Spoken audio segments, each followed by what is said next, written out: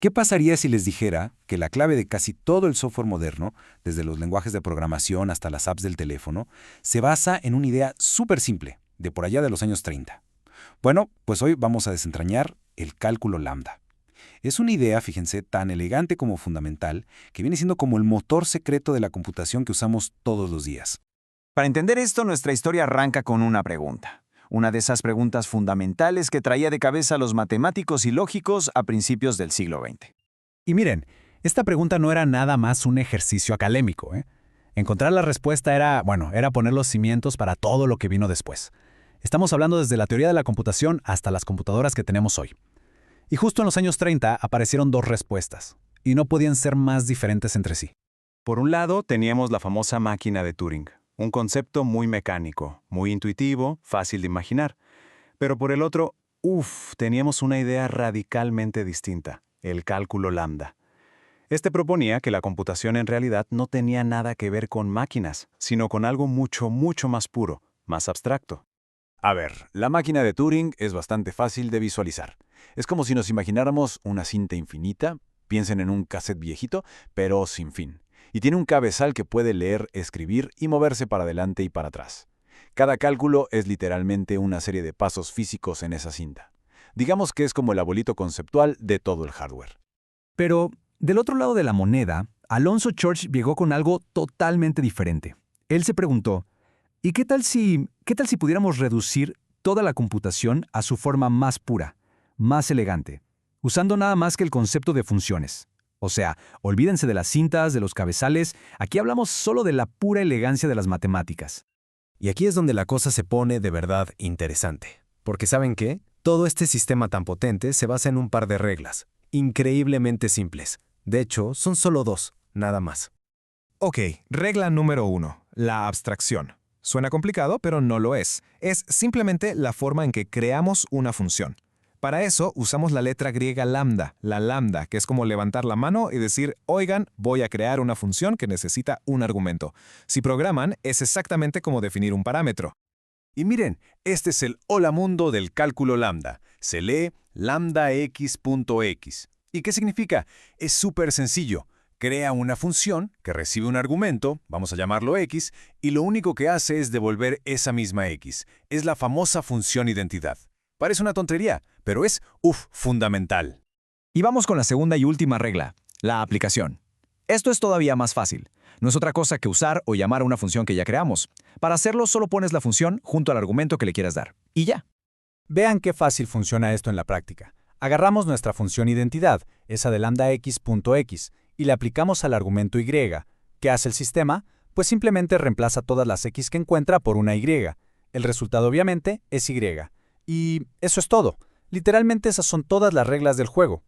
Ok, hasta ahora parece muy simple, ¿verdad?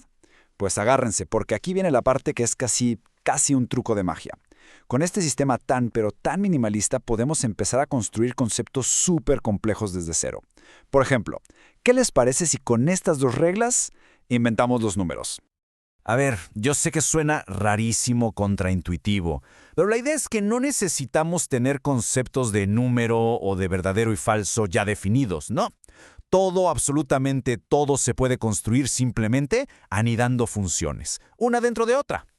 Y aquí está el truco. Chequen esto. Estos son los famosos numerales de Church.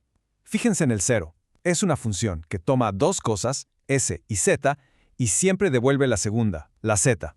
Simple. Ahora el 1 toma s y z y aplica la s por una vez a la z. El 2, pues adivinen, la aplica 2 veces. El 3, 3 veces. ¿Ya ven el patrón? Entonces la idea clave aquí es cambiar el chip. Un número no es una cantidad, es una acción. El número n es como una receta que te dice haz esto n veces. Es genial. En esencia, cada número es en sí mismo un pequeño ciclo for de programación. Para que quede más claro, veámoslo en acción. Si agarramos nuestra función que representa al número 3 y le aplicamos a otra función, digamos f, y a un valor a, el resultado es que f se aplica 3 veces seguidas a la a. Ahí está. Representamos un número y lo usamos para controlar cuántas veces se repite algo. Y todo esto con las mismas dos reglas simples que vimos al principio.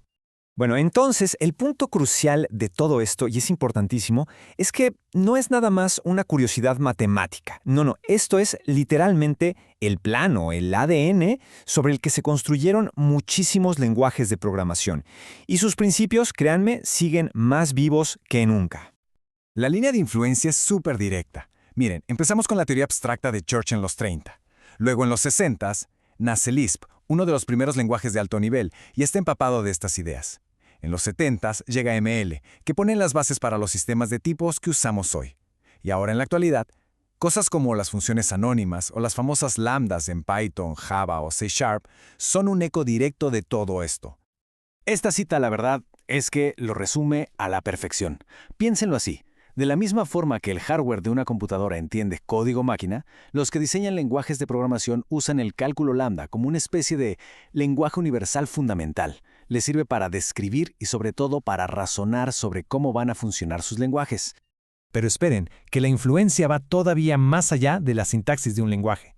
El cálculo lambda también nos da una herramienta súper poderosa para definir con precisión matemática qué es lo que hace un programa. A esto los teóricos le llaman semántica operacional. Imaginen la semántica operacional como el manual de instrucciones de un lenguaje de programación, pero en lugar de estar escrito con palabras, está escrito con el rigor de las matemáticas. Esto permite que los diseñadores especifiquen sin dejar lugar a dudas cómo se tiene que ejecutar cada pedacito de código, paso a pasito. Y gracias a esto, el cálculo lambda permite explorar decisiones de diseño que son cruciales. Por ejemplo, una pregunta clave. ¿Cuándo se deben evaluar los argumentos de una función? Una estrategia es la llamada por valor, que los evalúa antes de pasarlos. Otra es la llamada por nombre, que los pasa tal cual y los evalúa después. Parecen detalles técnicos, pero son dos mundos diferentes con consecuencias enormes en el rendimiento y comportamiento. Y el cálculo lambda nos deja analizarlas con todo el rigor matemático. Y es que no crean que esto se quede en la teoría. Estas ideas tan abstractas tienen un impacto muy real en el día a día. Nos ayudan a atacar algunos de los problemas más complicados de la programación moderna. Cosas como manejar el estado, o sea, variables que cambian todo el tiempo, escribir código concurrente sin que todo explote, o incluso poder razonar sobre programas que a lo mejor se quedan en un ciclo infinito. Y aquí es donde la teoría se da la mano con la práctica más avanzada. A lo mejor han oído hablar de las mónadas. Suenan algo súper complejo y esotérico, ¿no? Pues en el fondo son una aplicación directa de estas ideas. Son una forma que tienen los lenguajes funcionales para lidiar con el mundo real, con cosas impuras como la entrada y salida de datos o el estado que cambia, pero de una manera súper controlada y predecible, sin perder la elegancia del sistema. Al final, el cálculo lambda nos deja con una idea increíblemente poderosa. Nos enseña que debajo de toda esa capa gigantesca de complejidad del software que usamos todos los días, puede existir un núcleo de una simplicidad y una elegancia que de verdad asombran. Y nos deja con esta pregunta, ¿no? ¿Qué tal si la complejidad no es más que la combinación ingeniosa de piezas pero que muy simples?